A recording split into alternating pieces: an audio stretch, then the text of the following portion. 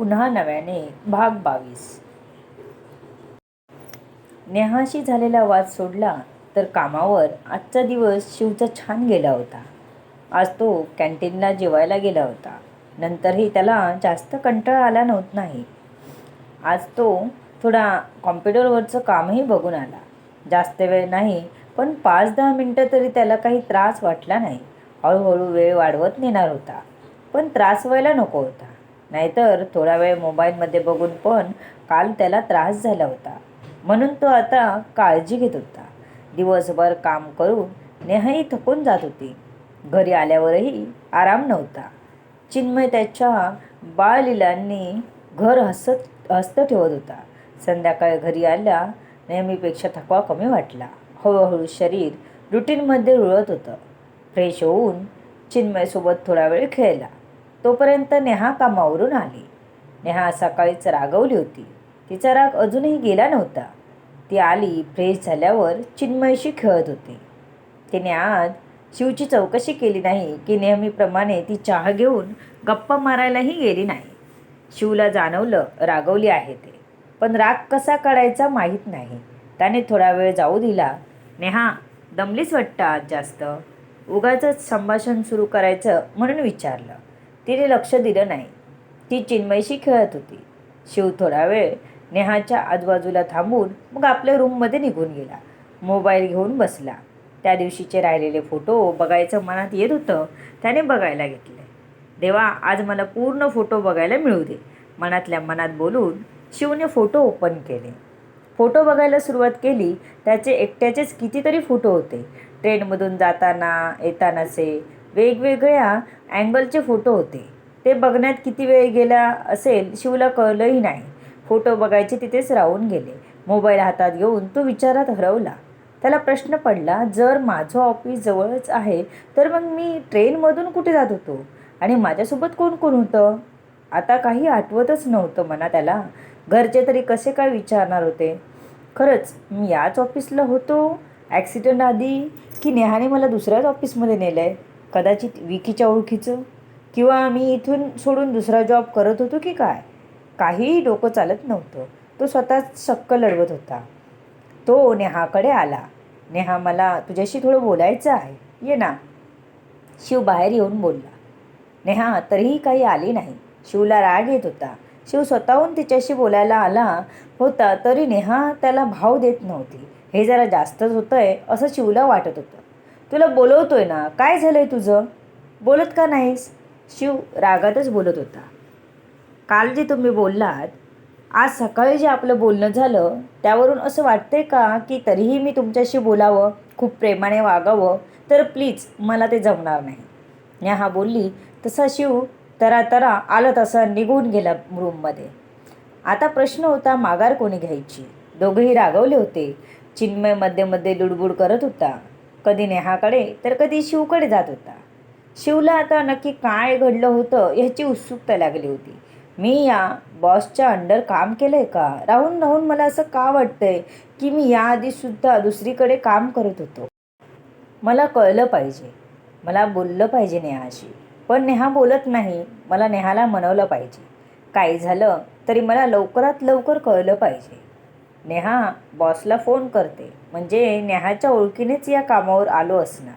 पण मी फोटो बघितला तो, त्यात फक्त विकी ओळखीचा होता, बाकी कोणी नाही. विकीने जॉब चेंज केला असेल आणि नेहाने तिथेच मला नेलं असेल तर? फोटोमध्ये जे आहेत ते कोणी कामावर दिसतात का ते बघितलं पाहिजे. तेव्हा नीट बघितला ही नाही आणि जास्त विचारही केला नाही. पण मग बॉस म्हणाला की तू माझा चांगला एम्प्लॉई आहे असं, ते खोटं होतं का? काही असो, आधी नेहाशी बोललं पाहिजे. कितीतरी प्रश्न त्याचा पिच्छा करत होते, ज्याची सगळी उत्तरं कदाचित नेहाकडे होती. विचार करून करून खूप थकायला झालं होतं. बेडला टेकला होता, तिथेच त्याला झोप लागली. नेहाने रूममध्ये हळूच येऊन बघितलं तर हा बेडच्या टोकावर बसूनच झोपला होता. कधीही पडला असता. आधीच उपद्व्याप कमी तर अजून वाढवायचे नव्हते. तिने शिवला अलगद बेडवर चढून त्याला मागेच झोपवला. खालून पाय वर घेऊन त्याला वर ओढून झोपवलं. तिलाही त्याला मागे ओढताना त्रास होत होता. तो काही हलका नव्हता की घेतलं पटकन मागे आणि ठेवलं बेडवर असं. त्यात तो गाढ झोपला होता. जागा व्हायची भीती. त्याला झोपवताना तिचं इतकं लक्ष नव्हतं. ती त्याला न उठवता झोपवण्यात मग्न होती की शिवने तिचा हात घट्ट पकडला. तिला हात पकडल्याचे जाणवताच शहारली. आता ती त्याला नीट ठेवूही शकत नव्हती आणि हातही सोडवू शकत नव्हती. एकदा मनात आलं की सरळ सरळ हाक मारून उठवून सांगायचं की नीट झोपा आणि माझा हात सोडा. पण एक मन सांगत होतं की जाऊ दे, झोपलाय तो. हात धरला तर काय झालं? तुला का नवीन आहे ते? तू तर त्याचीच आहेस आणि थकला असेल. आज दिवसभर रागाने बोलली नव्हती तर तिचं मन तिलाच खात होतं. लगेच दुसरं मन म्हणालं, नेहा किती वेळ राहणार अशी? आईंनी बघितलं तर त्यांना भलतंच वाटायचं. चल निघ इथून. तिने त्याच्या हातातून आपला हात खेचून घेतला आणि त्याचं डोकं उशीवर ठेवलं. त्याला झोपेत माहिती नव्हतं की त्याने नेहाचा हात पकडला. ती घाईत निघणार तर ओढणी त्याच्या अंगाखाली आली. हे भगवान, आज काय होतं हे? करायला गेलं एक की होतं दुसरं. आता हे उठले मग काय करतेस विचारलं तर? राहू दे का अशीच? ती पुटपुटली आणि तिथेच ओढणी ठेवून बाहेर आली. तिला शिवला झोपलेलं डिस्टर्ब करायचं नव्हतं. थोड्याच वेळात शिवला जाग आली तर तो बेडवर व्यवस्थित झोपला होता. पण त्याला आठवत होतं, तो बेडच्या कॉर्नरवर बसून फोटो बघत होता आणि विचार करत होता. त्याला नेहाशी बोलायचं होतं. मी झोपलो कसा काय? मला झोपवलं कोणी? तो उठला तर त्याच्या बेडवर नेहाची ओढणी दिसली. अच्छा, म्हणजे ही आली होती रूममध्ये. तिनेच झोपवलं आपल्याला. तिला सॉरी बोलून तिच्याशी बोलून घेतो. जास्त वेळ राग ठेवून चालणार नाही. खरं काय ते कळलं पाहिजे. तो रूम बाहेर येऊन नेहाला शोधत होता.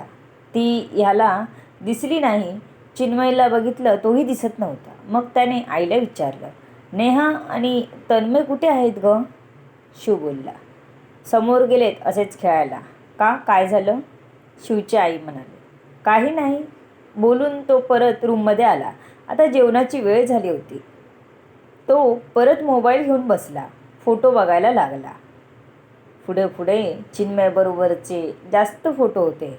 वेगवेगळे चेहरे करून, तोंड करून काढलेले फोटो होते. चिन्मय खाताना, खेळताना, पहिल्यांदा उभा राहिला त्याचा व्हिडिओ होता. हे बघता बघता परत एकदा त्याला त्याचं डोकं जड वाटू लागलं. त्याने मोबाईल ठेवला आणि सरळ बेडवर आडवा झाला. नेहा चिन्मयला घेऊन घरी आली तर हा झोपला होता. पण पोझिशन वेगळी होती. तिची ओढणी बेडच्या कॉर्नरवर लावलेली होती. तिने ओढणी घेतली, एकदा शिवकडे बघितलं आणि जेवण घ्यायला किचनकडे वळली. शिवला जरा बरं वाटलं. त्याने डोळे उघडले. नेहा येऊन गेल्याचे त्याला कळलं. ओढणी नव्हती. तो उठून बाहेर आला. नेहा जेवण घेऊन त्याच्याच रूमकडे येत होती. त्याने लगेच हात धुवून जेवायची तयारी केली. बेडवर बसला. टेबलवर नेहाने जेवण ठेवलं. त्याने नेहाला आवाज दिला, नेहा. शिव म्हणाला, नेहा बोलली, मला तुझ्याशी बोलायचं आहे, शिवने सांगितलं. नेहा जास्त बोलत नव्हती. नीट बोल ना, राग सोड ना आता. मला पण कंटाळा आलाय, तू बोल, खूप बोलायचं आहे, शिव बोलला. माणसाने बोलताना विचार करायचा असतो. आता मी बोलत नाही याचा का फरक पडतोय? तुम्ही बोला ना, मी बोलली काय आणि नाही बोलली काय? नेहा बोलली. नेहा बघ ना इकडे, नेहा, नेहा. शिव आता उगाचच ओरडत होता. तिला मुद्दाम राग देत होता. जेव्हा जेवण थंड होईल, नेहा अगदी शांतपणे म्हणाली आणि जायला निघाली. नेहा, मला सांग, मी खरंच पहिला इथेच कामाला होतो का ॲक्सिडेंटपूर्वी? शिव बोलला. तशी नेहा थांबली. तिला कळे ना हा प्रश्न ह्याला का पडला असावा. हो का, असं का विचारलं? नेहा म्हणाली, अरे मग मी ट्रेनने जात कुठे होतो? शिव म्हणाला, तुम्हाला माहीत. नेहा बोलली आणि निघून गेली. तिला जास्त बोलायचं नव्हतं. कदाचित खरं निघालं तर. खरं तर शिवच्या बॉसला नेहाने सांगितलं होतं सगळं. त्यामुळेच तो त्याला माझा चांगला एम्प्लॉई आहे असं बोलला होता. जेणेकरून शिवला कॉन्फिडंट येईल आणि लवकरात लवकर कामावर रुळेल आणि पूर्वीसारखा सोडून पळणार नव्हता. हा भाग इथेच संपला. बघूया कथेत पुढे काय होतं आहे ते.